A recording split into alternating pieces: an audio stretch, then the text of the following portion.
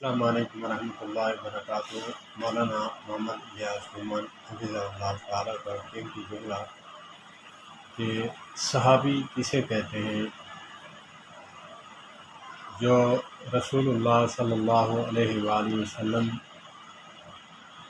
کی ذات اقدس کو ایمان کی حالت میں دیکھے اور اسی ایمان کی حالت میں اس دنیا سے رخصت ہو، اسے بھی صحابی کہتے ہیں۔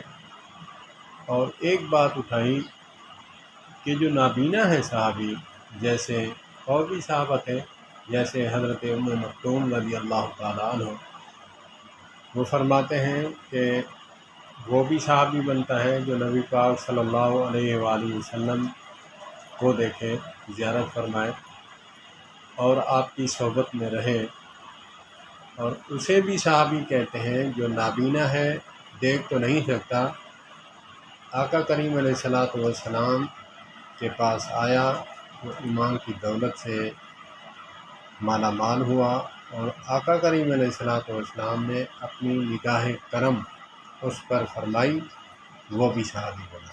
سبحان اللہ۔ السلام علیکم ورحمۃ اللہ وبرکاتہ۔